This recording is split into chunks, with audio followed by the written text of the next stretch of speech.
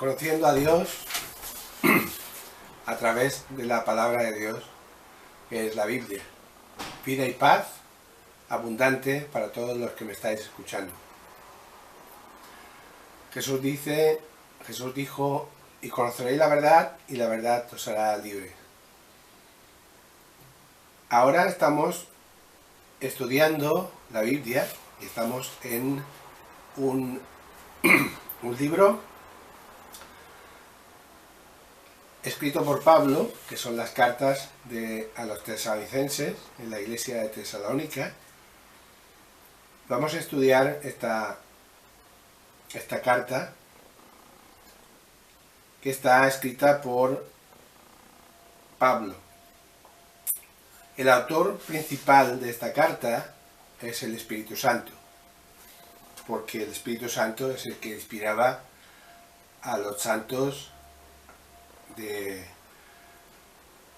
Nuevo y Antiguo Testamento para que escribieran lo que Dios tenía para ellos, para el pueblo y para nosotros ahora en este momento. En 2 de Pedro 1:20 y en 2 de Timoteo 3:16 nos está diciendo: entendiendo primero esto, que ninguna profecía de la Escritura es de interpretación privada, porque nunca la profecía fue traída por voluntad humana, sino que los santos hombres de Dios hablaron siendo inspirados por el Espíritu Santo. Toda la Escritura es inspirada por Dios y útil para enseñar, para redarguir, para corregir, para instruir en justicia, a fin de que el hombre de Dios sea perfecto, enteramente preparado para toda buena obra. Aquí nos está diciendo, esos dos versículos, que la interpretación de la Biblia no es de interpretación privada, sino que esto vino a través del Espíritu Santo. Y que es útil para enseñar, para corregir, para instruir en justicia, a fin de que el hombre de Dios sea perfectamente preparado para hablar de Dios. El instrumento humano que fue usado para escribir esta carta es Pablo, el apóstol Pablo. Y en la fecha de redacción, la historia pone fecha a esta carta alrededor de los años 51-52 de nuestra era. La carta fue escrita durante el segundo viaje evangelístico en la ciudad de Corinto, durante la estancia de Pablo por 18 meses, es decir, 1 año y medio. Esto lo podemos ver en Hechos 18:11. Y se detuvo allí 1 año y 6 meses enseñándoles la palabra de Dios. Ahora lo que estamos haciendo es la introducción a esta carta. La ciudad de Tesalónica.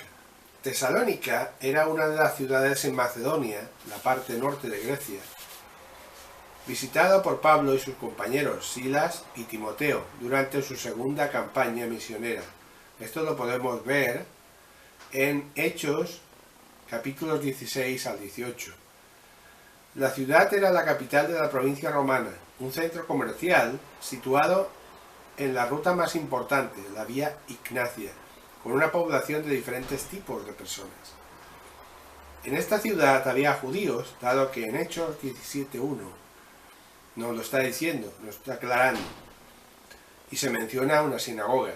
Dice, llegaron a Tesalónica, donde había una sinagoga de los judíos. El origen de la iglesia en Tesalónica. El Evangelio llegó a Europa por primera vez alrededor del año 49.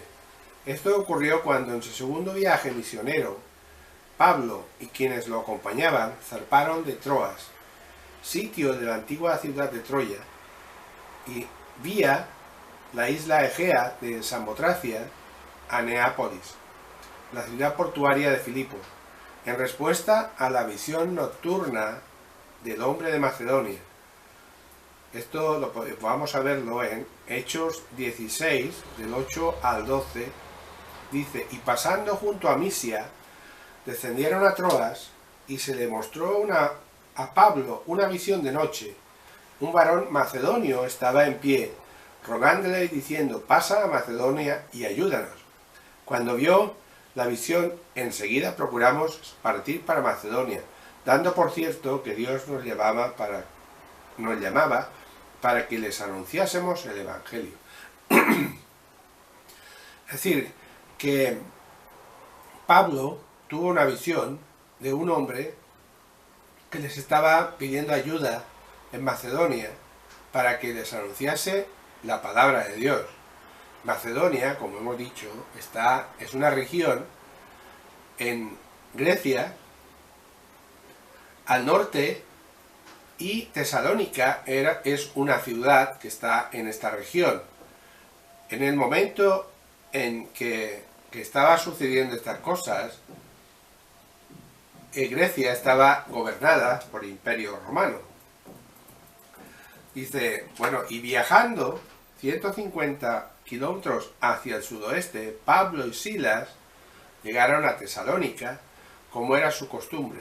Fue a la sinagoga y predicó durante varias semanas, argumentando que Jesús era el ungido de Dios, el Mesías prometido, desde hacía mucho tiempo en las escrituras judías. Esto podemos leerlo en Hechos 17 del 1 al 3, que nos dice que viajó 150 kilómetros, llegó a Tesalónica y, como era la costumbre de ellos, fueron a la sinagoga y allí predicó durante varias semanas, argumentando y diciendo y enseñando que Jesús era el Hijo de Dios, el ungido de Dios, el Mesías prometido desde hacía mucho tiempo, desde el Antiguo Testamento, que ya estaba profetizado que Jesús vendría y que nacería en Belén. Y Pablo, como acostumbraba, fue a ellos por 3 días de reposo, discutió con ellos, declarando y exponiendo por medio de las Escrituras que era necesario que el Cristo padeciese y resucitase de los muertos, y que Jesús, a quien yo os anuncio, decía Pablo, Él es el Cristo. Y aquí estableció Pablo la segunda iglesia en el continente europeo. Además, un número considerable de mujeres provenientes de la ciudad respondieron al mensaje de Pablo. Y algunos de ellos creyeron y se juntaron con Pablo y con Silas, y de los griegos piadosos gran número, y mujeres nobles no pocas.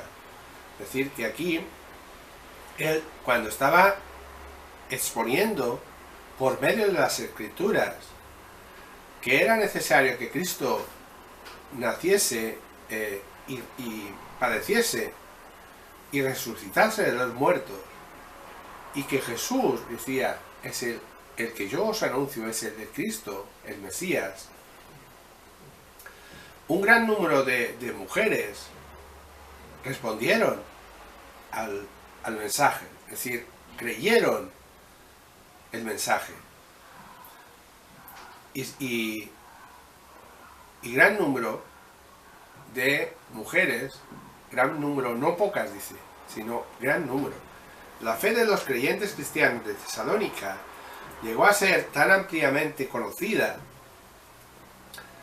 que de tal manera que habéis sido ejemplo a todos los de Macedonia y de Acaya que han creído. Es decir, Acaya era una región al sur de Grecia. Dice, los creyentes de Tesalónica llegaron a ser tan conocidos por la fe y por lo que realmente conocían, creían y divulgaban. Dice que porque partiendo de vosotros ha sido divulgada la palabra del Señor. Ellos compartían la palabra del Señor, no solo en Macedonia y Acaya, no solo en esas 2 regiones, sino que también en todo lugar vuestra fe en Dios se ha extendido, de modo que nosotros no tenemos necesidad de hablar nada. Es decir, prácticamente, como ellos ya habían creído y ellos estaban anunciando y enseñando la palabra de Dios, cuando ellos fueron allá, prácticamente ellos no tenían necesidad de hablar nada. La ayuda financiera. Por lo menos, dice 2 veces, la iglesia de Filipos envió ayuda financiera a Pablo mientras éste estaba en Tesalónica, donde su estancia se prolongó por varias semanas. Es decir, la ayuda financiera, es decir, la ayuda de Filipos, llegaba para ellos en la ciudad de Tesalónica para sus gastos. Esto lo podemos ver en Filipenses 4:15. Dice, y sabéis también vosotros, oh filipenses, que al principio de la predicación del Evangelio, cuando partí de Macedonia, ninguna iglesia participó conmigo en razón de dar y recibir, sino vosotros solos, pues aún a Tesalónica me enviasteis una y otra vez para mis necesidades. Mientras el libro de los Hechos hace énfasis en los orígenes judíos de la iglesia de Tesalónica, las cartas que Pablo les dirigió aclaran que muchos de ellos volvieron de los ídolos a Dios. Esto está en 1 Tesalonicenses 1:9. Dice, y como os convertisteis de los ídolos a Dios, para servir al Dios vivo y verdadero, y esperar de los cielos a su Hijo, al cual resucitó de los muertos, a Jesús, quien nos libra de la ira venidera. Es decir, que esa gente de Tesalónica se convirtieron de los ídolos a Dios, cambiaron. Y cambiaron un cambio radical de 180 grados. Y servían al Dios vivo y verdadero. Y esperaban al Hijo de Dios en su venida. En su venida, que Él nos iba a librar, o los iba a librar y también a nosotros, de la ira venidera. Como la adoración de ídolos en tiempos del Nuevo Testamento era una práctica gentil, no judía, la variedad étnica, es decir, clases de gentes, era un rasgo de la iglesia en Tesalónica. Ellos estaban acostumbrados, a través del Imperio Romano y de otros antes, de hacer adoración a ídolos. Pero cuando ellos conocieron y entendieron la palabra de Dios, cambiaron. La ciudad de Tesalónica recibió el nombre por un rey macedonio con el nombre de su hermana a fines del siglo IV a.C. La ciudad de Tesalónica era la capital del distrito del mismo nombre en la provincia romana de Macedonia y poseía un magnífico puerto natural y estaba localizada junto a la famosa Vía Ignacia, una importante ruta militar que se extendía desde el lado occidente de la costa balcánica hasta el actual Estambul, y era gobernada por una clase de funcionarios especiales. Es decir, Tesalónica recibió el nombre de la mujer de un rey macedonio, de un rey de la misma región, y era una provincia romana de Macedonia y poseía un gran puerto natural y estaba localizada en la famosa Vía Ignacia, es decir, en una carretera o una autopista, que ahora lo podríamos llamar, importante, militar, que iba del lado occidente hasta Estambul. Es decir, que tenía buenas carreteras o buenas comunicaciones con otros lugares. El tema central de esta carta tiene que ver con la venida de Cristo. Primeramente, el arrebatamiento de la iglesia en las nubes. Y después, la segunda venida. Porque nosotros, los que estamos vivos y los que entendemos la palabra de Dios, no esperamos la segunda venida. Esperamos el arrebatamiento de la iglesia. Después va a venir la segunda venida. Dice, Cristo viene y necesitamos estar preparados. Todo esto que estoy diciendo lo vamos a ir entendiendo cuando estudiemos los capítulos de esa carta, capítulo por capítulo y versículo por versículo. Y el propósito de la carta era, primero, animar a la iglesia, que se encontraba en medio de la persecución. En capítulo 2, versículo 14, nos dice, porque vosotros, hermanos, vinisteis a ser imitadores de las iglesias de Dios en Cristo Jesús, que está en Judea. pues habéis padecido de los de vuestra propia nación las mismas cosas que ellos padecieron de los judíos, los cuales mataron al Señor Jesús y a sus propios profetas, y a nosotros nos expulsaron, y no agradan a Dios, y se oponen a todos los hombres. Es decir, que ahí había persecución. Es decir, y Pablo fue para animar a la iglesia porque había persecución. Segundo, era defender su conducta contra aquellos que hablaban mal de él mientras él estaba con ellos. Y en capítulo 2, versículos de 1 a 10, nos dice: porque vosotros mismos sabéis, hermanos, que nuestra visita a vosotros no resultó vana, pues habiendo antes padecido y sido ultrajados en Filipos, como ya sabéis, tuvimos denuedo, es decir, deseos, en nuestro Dios para anunciaros el Evangelio de Dios en medio de gran oposición, porque nuestra exhortación no precedió de error ni de impureza, ni fue por engaño, sino que según fuimos aprobados por Dios para que se nos confiase el Evangelio, así hablamos, no como para agradar a los hombres, sino a Dios, que prueba nuestros corazones. Es decir, Pablo fue para defender su conducta contra aquellos que hablaban mal contra ellos. Es decir, porque ellos no iban ellos tenían ganas de ir, tenían muchos deseos de ir, de compartir el Evangelio, porque tenían mucha oposición para exhortar,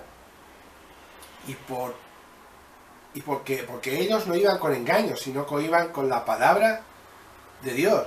Dice, sino que fuimos aprobados por Dios para que se nos confiase el Evangelio. Es decir, ellos, tanto Pablo como Silas, fueron a hablar con ellos, a defender su conducta, a animarles con el Evangelio de Dios. Dice, no para agradar a los hombres, sino a Dios. Asegurarles, tercero, asegurarles acerca de su amor, de su deseo de verlos y de su alegría por el reporte, por las noticias de Timoteo. Esto lo vemos en capítulo 2, versículos 17 al 20 y capítulo 3, del 6 al 8. Pero nosotros, hermanos, separados de vosotros por un poco de tiempo de vista, pero no de corazón, tanto más procuramos con mucho deseo ver vuestro rostro, por lo cual quisimos ir a vosotros, yo, Pablo, ciertamente una y otra vez, pero Satanás nos estorbó. Es decir, que ellos tuvieron oposición de parte de Satanás. Cuarto, advertirles contra los pecados de la carne, los cuales eran muy comunes entre los paganos. Esto lo podemos ver en capítulo 4, del 1 al 8. Por lo demás, hermanos, os rogamos y exhortamos en el Señor Jesús que la manera que aprendisteis de nosotros, como os conviene, conduciros y agradar a Dios, así abundéis más y más. Aquí él está diciendo, os rogamos y exhortamos, en el Señor Jesús. Dice, lo que aprendisteis de nosotros, como os conviene, conduciros y agradar a Dios. Porque ya sabéis qué instrucciones os dimos por el Señor Jesús, pues la voluntad de Dios es vuestra santificación, que os apartéis de fornicación, que cada uno de vosotros sepa tener su propia esposa en santidad y honor, no en pasión de concupiscencia o de pecado, como los gentiles que no conocen a Dios, que ninguno agravie ni engañe en nada a su hermano, porque el Señor es vengador de todo esto, como ya os hemos dicho y testificado. Pues no nos ha llamado Dios a inmundicia, sino a santificación. Así que el que desecha esto, no desecha a hombre, sino a Dios, que también nos dio su Espíritu Santo. El que desecha la palabra, el que desecha la Biblia, no desecha al hombre, no desecha al predicador, sino desecha al mismo Dios. Quinto, reprender a los ociosos. Esto lo podemos ver en el capítulo 4, mejor dicho, de 4, 11 y 12. Y que procuréis tener tranquilidad y ocuparos en vuestros negocios y trabajar con vuestras manos de la manera que os hemos mandado, a fin de que os conduzcáis honradamente para con los de afuera, y no tengáis necesidad de nada, orando de noche y de día, con gran insistencia, para que veamos vuestro rostro y completemos lo que falta a vuestra fe. Mas el mismo Dios y Padre nuestro y Señor Jesucristo dirija nuestro camino a vosotros. Y el Señor os haga crecer y abundar en amor unos para con otros y para con todos, como también lo hacemos nosotros para con vosotros, para que sean afirmados vuestros corazones irreprensibles en santidad delante de nuestro Dios Padre, en la venida de nuestro Señor Jesucristo con todos sus santos. Es decir, que aquí les animaba a dejar la comodidad, es decir, reprendía a los ociosos. Dice que el Señor os haga crecer y abundar en amor unos con otros, es decir, trabajar en comunidad, trabajar juntos unos con otros. Dice, como también lo hacemos nosotros para con vosotros. Para que vuestros corazones sean irreprensibles en santidad delante de Dios. Sexto, confortar, es decir, animar a los atribulados. Está en capítulo 4, versículos del 13 al 18. Tampoco queremos, hermanos, que ignoréis, es decir, él les estaba diciendo, tampoco quiero que ignoréis acerca de los que duermen, de los que están ociosos, para que no os entristezcáis como los que no tienen esperanza. Porque si creemos que Jesús resucitó, murió y resucitó, así también traerá Dios con Jesús a los que durmieron en él. También nos está diciendo los que durmieron, los que están esperando su venida, los que están esperando esa ansiada resurrección de los muertos y los vivos que está en el tema del arrebatamiento de la iglesia.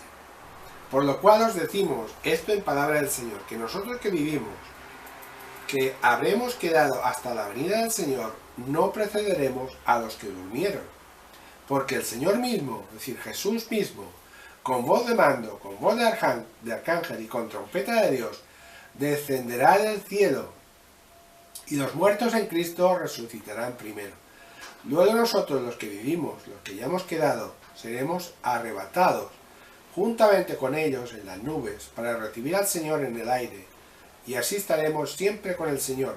Por tanto, alentaos los unos a los otros con estas palabras.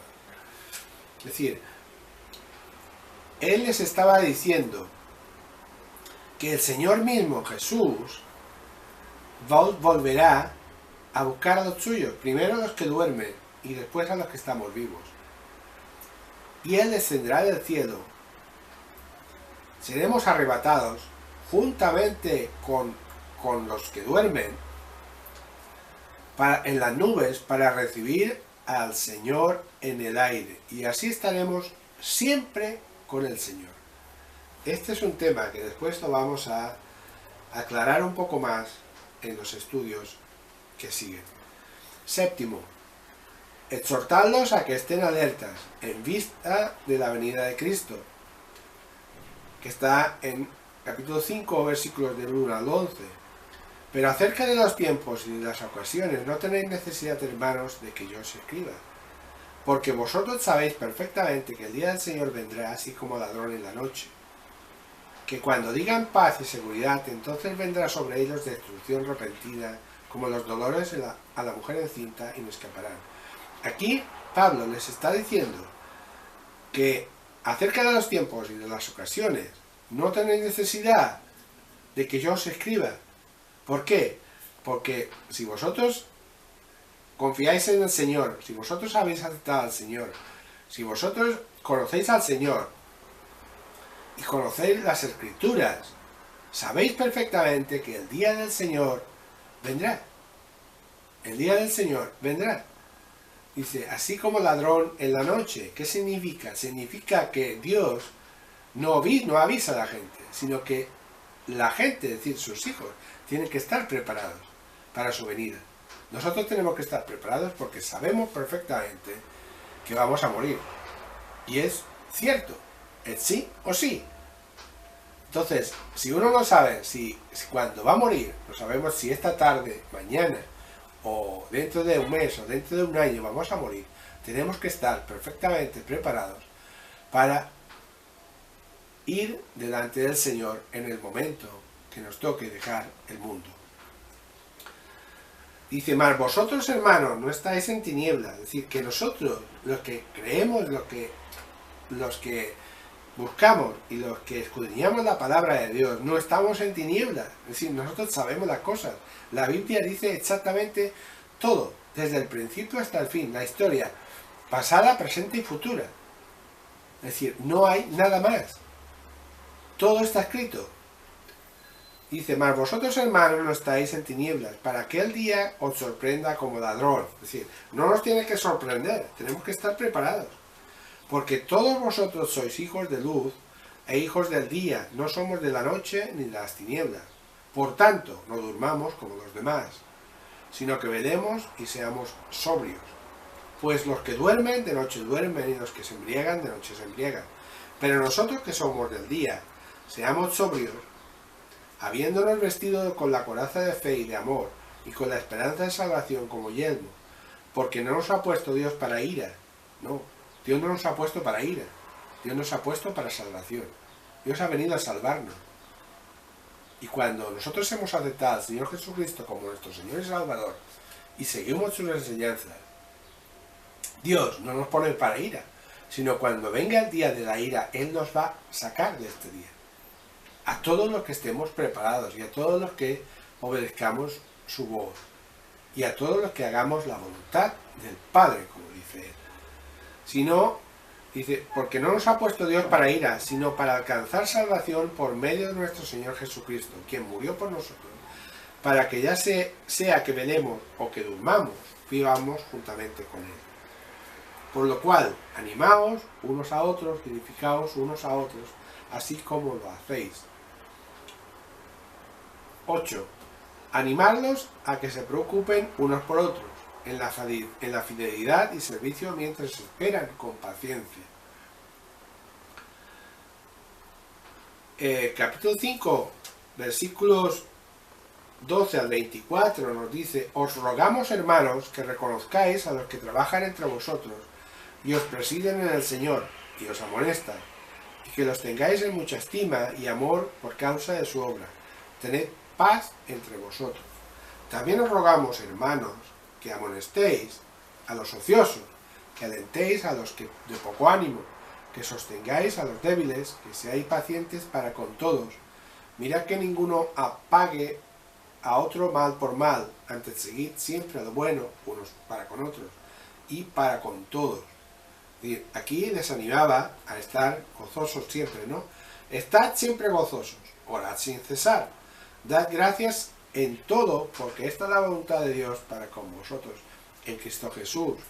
No apaguéis el espíritu, no menospreciéis las profecías, examinadlo todo, retened lo bueno, absteneos de toda especie de mal, y el mismo Dios de paz os santifique por completo, y todo vuestro ser, espíritu y alma, y cuerpo sea guardado irreprensible para la venida de nuestro Señor Jesucristo. Fiel es el que os llama, el cual también lo hará.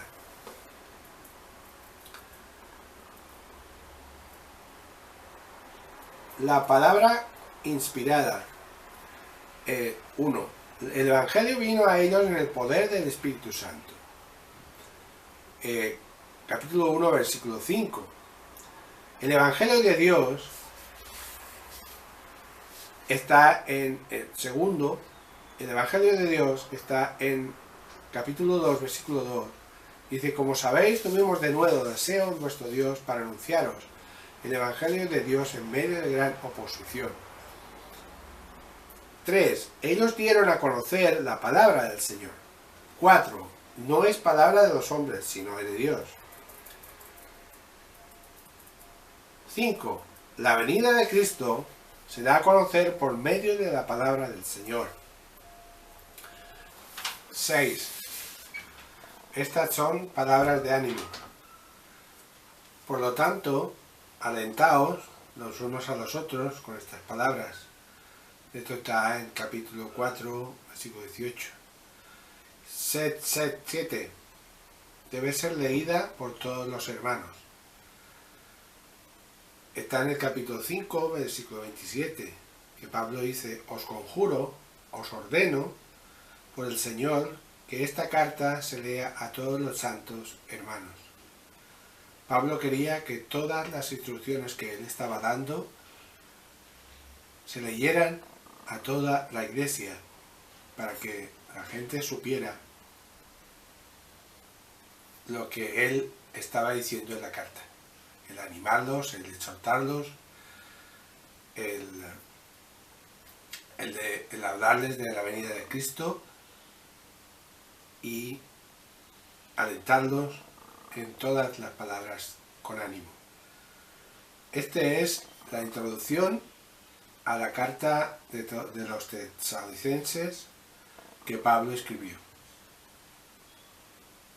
Estamos estudiando y en el próximo estudio empezaremos el estudio de la carta de Tesalonicenses, capítulo por capítulo, versículo por versículo.